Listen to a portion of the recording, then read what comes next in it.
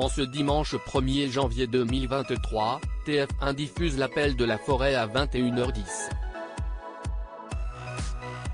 Ce film suit les pas de Buck, un chien qui va vivre mille une aventures, depuis la douceur de vivre de la Californie jusqu'à la rudesse du Grand Nord canadien.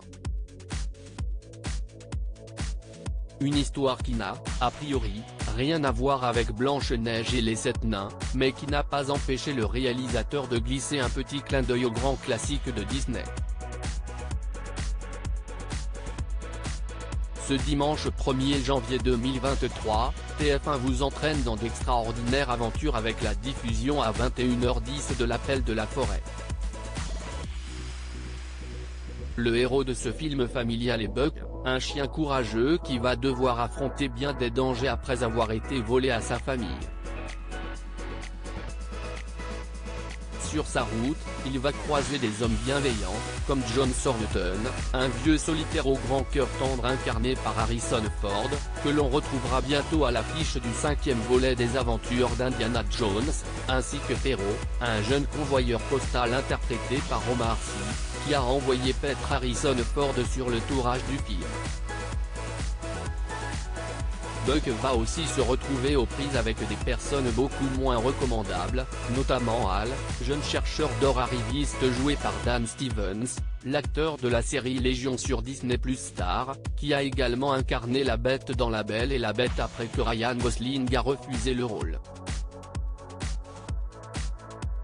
Un roman plusieurs fois adapté en film. Si cette version, sortie en 2020 au cinéma, est la dernière en date, elle est loin d'être la première adaptation sur grand écran de ce roman culte écrit par Jack London. En 1935, ce grand classique de la littérature était déjà transposé au cinéma avec Clark Gable, le mythique Rhett Butler du film culte Autant en emporte le vent. En 1972, CST Charlton Heston, le héros des grands classiques du cinéma que sont Ben-Hur et les 10 commandements, qui endosse le rôle de Jack Thornton, avec à ses côtés la comédienne française Michèle Mercier. Plus près de nous, en 1997, CST, un téléfilm avec le regretté Rutger Hauer qui s'est emparé des aventures de Buck avant cette toute dernière version des années 2020. Un petit clin d'œil à Blanche-Neige et les 7 nains. Si elle suit globalement la trame du roman de Jack London, cette adaptation de L'Appel de la forêt s'offre toutefois quelques libertés par rapport à l'histoire originale et se permet même une petite fantaisie en faisant un clin d'œil à un grand classique de Walt Disney dont l'univers est, a priori, très éloigné de celui des aventures de Buck.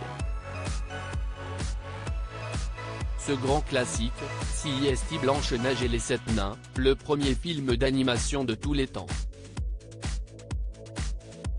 Ainsi, lorsque Buck prend la tête d'une meute de chiens de traîneau sous les ordres de Hal, chacun des chiens possède le caractère d'un nain de Blanche-Neige. Dolly est timide, Pike est grincheux, Joe est joyeux, Billy est dormeur, Dave est simplet, de Beachum et Sol Lek est professeur.